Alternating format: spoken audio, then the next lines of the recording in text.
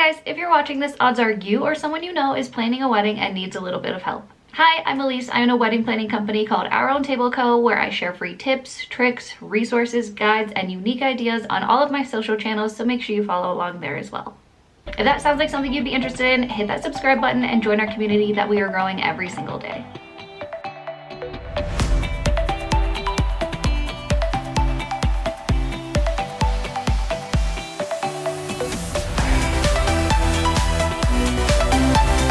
Today I am answering your wedding planning questions. All day, every Tuesday over on Instagram, I ask what wedding planning questions you have for me, and then I answer them. So today we're gonna go through those. If you have a question that you want answered, go ahead and ask it in the comments here too. All right, we're just gonna dive right in. So the first question I have is processional order without a wedding party. So this one can be short and sweet. You can have your officiant, your partner, you and whoever is walking you down the aisle. And then an example with your family to be the groom's grandparents, bride's grandparents, officiant, groom, groom's parents, mother of the bride, and then the bride and whoever is walking down with her. And I use bride and groom in this example just for the sake of explanation, otherwise it'd be confusing. But obviously tailor this to your relationship. So this next one is another one that I really love because I'm huge into sentimental gift giving. So this one is any suggestions for unique gifts for in-laws. Should I give them the night of the rehearsal or the wedding day? So I'm big on sentimental and like functional wedding day gifts. So a handkerchief with a really nice quote, or a personalized gift with like a photo of your significant other when they were younger or you when you were younger. Or even a simple letter can go a long way, and like a thank you. I wouldn't get in your head too much about this. Just go for the sentimental aspect. Tell people how you feel. You'd be surprised at how far that can go. And as for when you should give this gift, the morning of your wedding is really crazy. And a lot of people feel uncomfortable sort of receiving sentimental gifts and crying in front of other people. So if you know that someone's going to feel awkward, I would give it the night before, have a moment with just the two of you, give them their gifts, so that way the morning of the wedding, they don't feel pressured, they don't feel awkward, and you can really have that moment, just the two of you.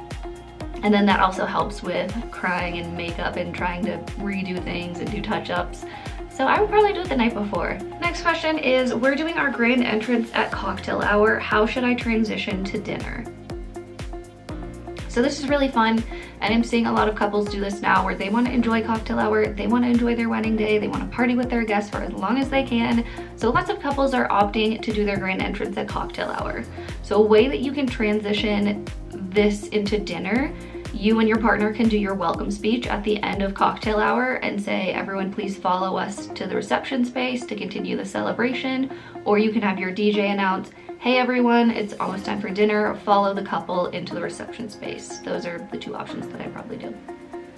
Okay, this next one is a really good question. What are time wasters on the wedding day? We want to have an efficient celebration. Great question, love that you're thinking ahead for this. So some time wasters are cleaning your getting ready room. This without fail gets trashed almost immediately.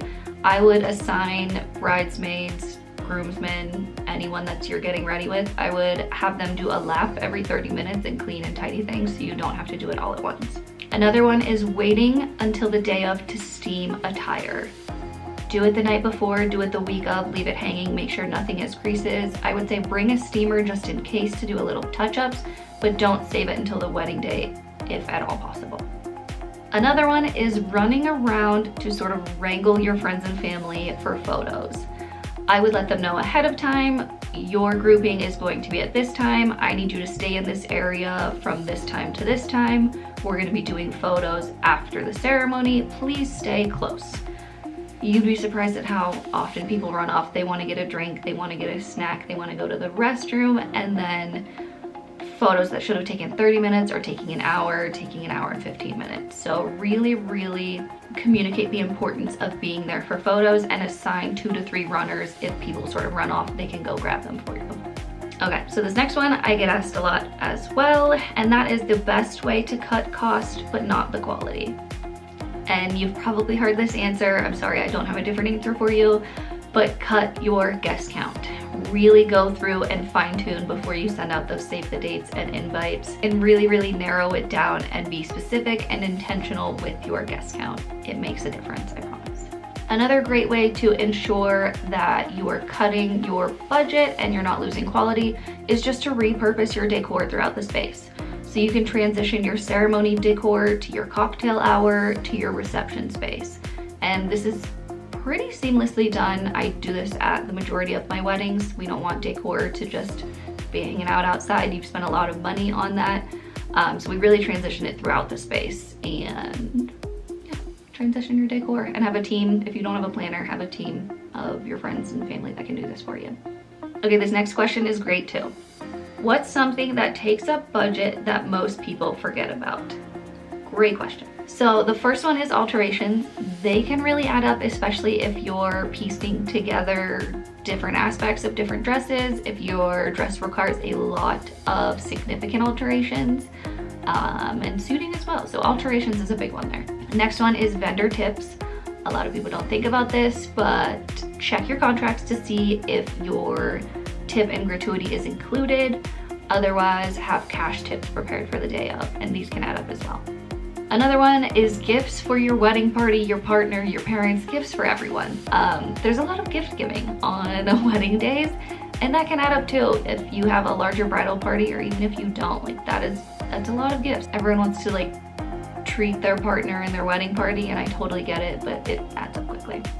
Another one that costs more than you would think it does is transportation for you, for your wedding party, and for your guests. If you're providing any of those options, it's probably a little bit more than what you're already thinking. So if you do want to offer that, just plan to budget a little bit more than you would expect to do some research in your area.